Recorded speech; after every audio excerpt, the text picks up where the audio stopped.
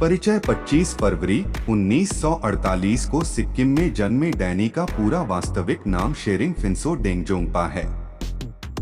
हिंदी फिल्मों के दर्शक भले ही उन्हें खलनायक समझते हों, लेकिन उससे भी पहले वे गायक हैं, चित्रकार हैं, लेखक हैं, संगीतकार हैं और माली हैं।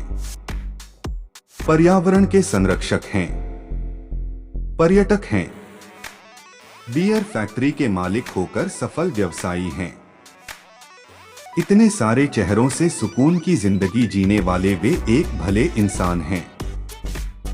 उनका छोटा सा नाम है डैनी डेंगजोंगपा।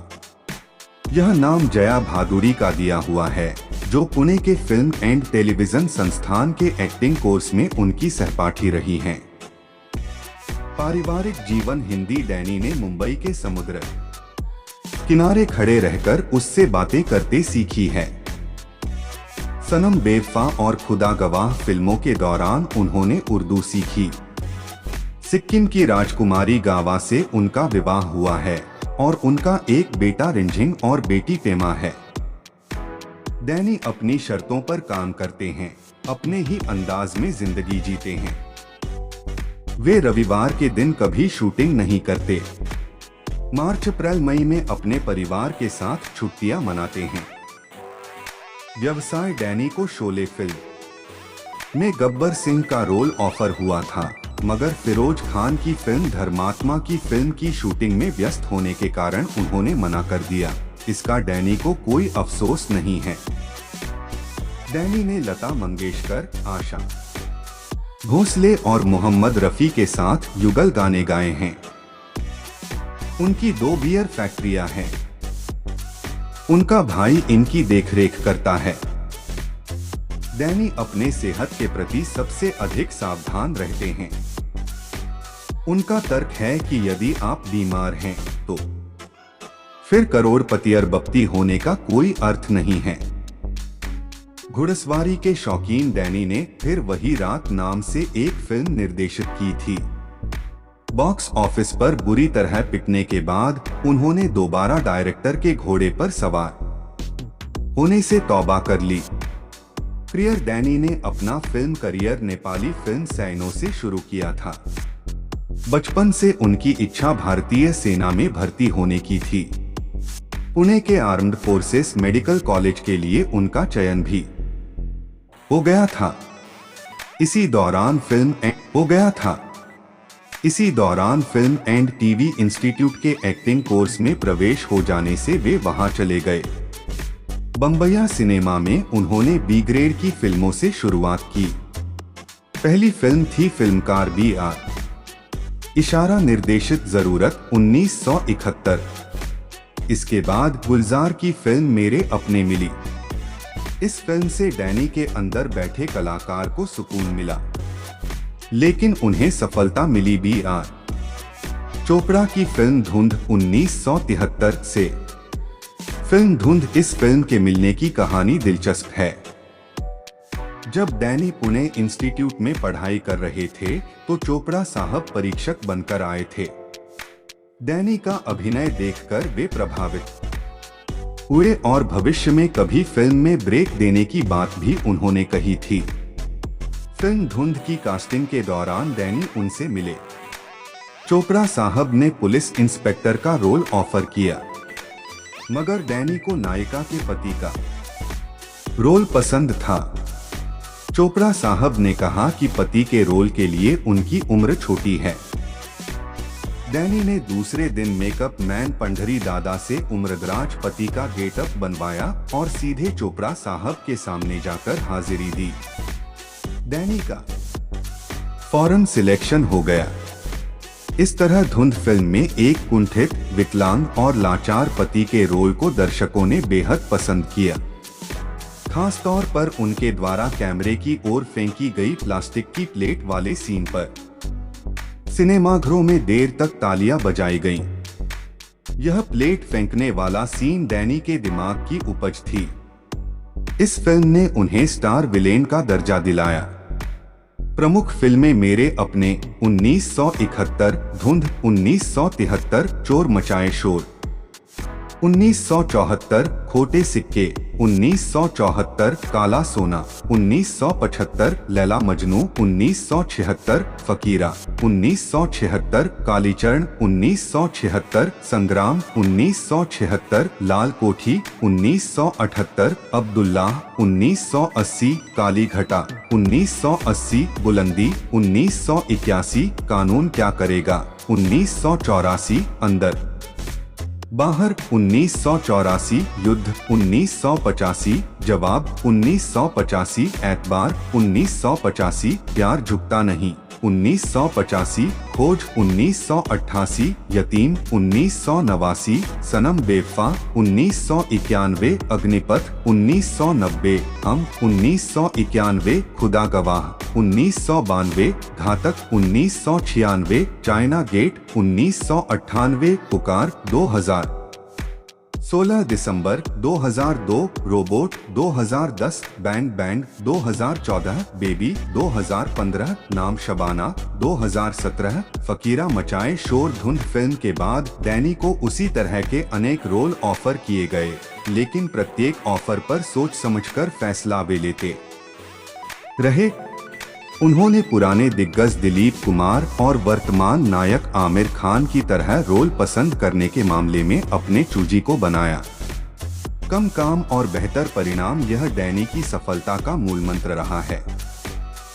फिल्म चोर मचाए शोर 1974 में उनके साथी नायक शशि कपूर थे।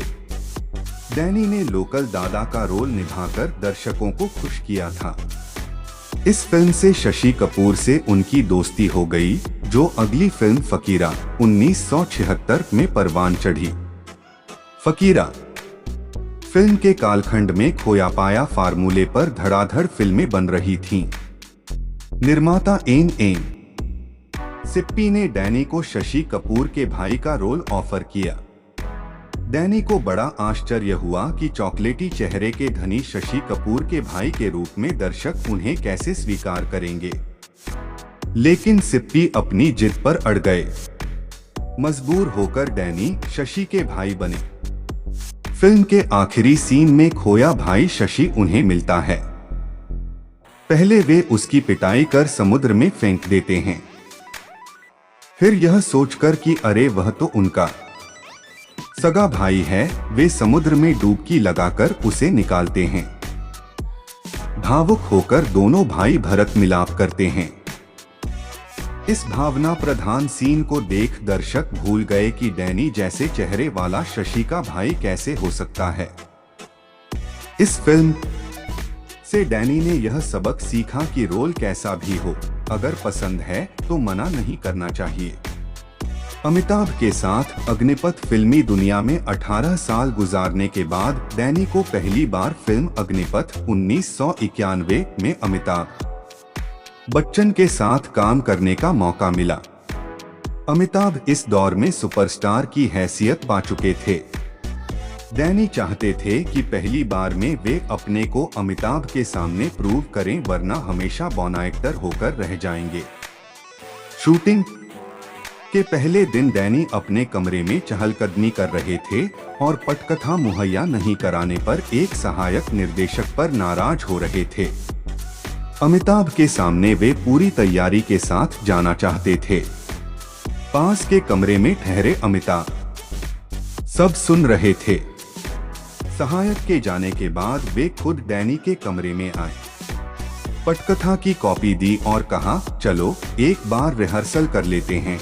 अपने सामने इतने महान कलाकार को इतना विनम्र पाकर डैनी बर्फ की तरह पिघल गए।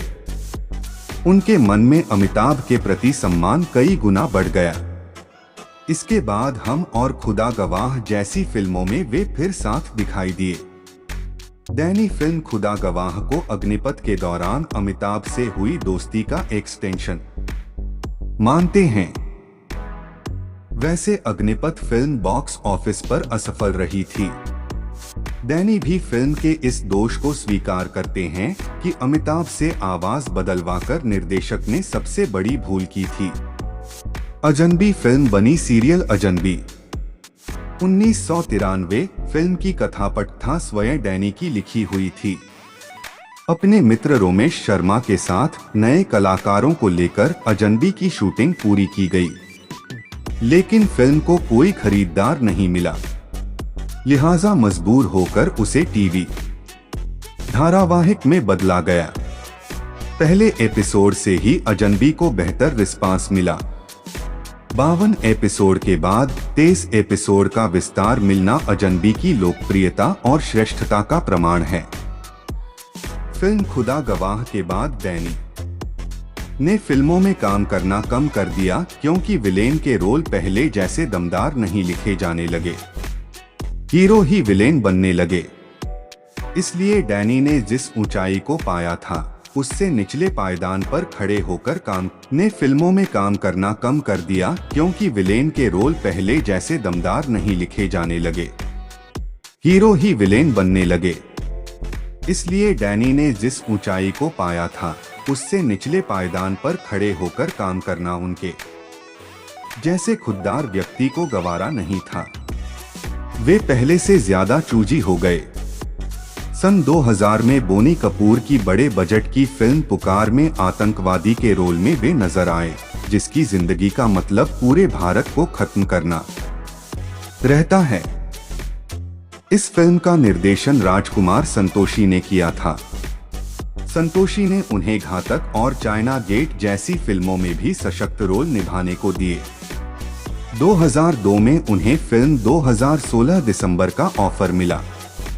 मणिशंकर नामक डायरेक्टर का नाम तक उन्होंने कभी नहीं सुना था। मना करने का इरादा लेकर वे मणिशंकर से मिले। लगातार 4 घंटे तक जब उन्होंने अपना रोल फ्रेम दर फ्रेम सुना तो फौरन हाँ कर दी। हालांकि फिल्म लोकजट थी। फिल्म को चारों तरफ से नोटिस किया गया और डैनी के रोल की सराहना हुई। हॉलीवुड एक्टर ब्रैड पिट के साथ फिल्म 7 इयर्स इन तिब्बत में डैनी को काम करने का मौका मिला है। रजनीकांत के साथ डैनी रोबोट में नजर आए। वीडियो में कुछ सीखने को मिला है और वीडियो पसंद आया तो लाइक एंड शेयर, साथ में सब्सक्राइब करके नोटिफिकेशन ऑन कर लीजिएगा, क्योंकि जब भी मैं वीडियो डालूं तो नोटिफिकेशन मिल जाए।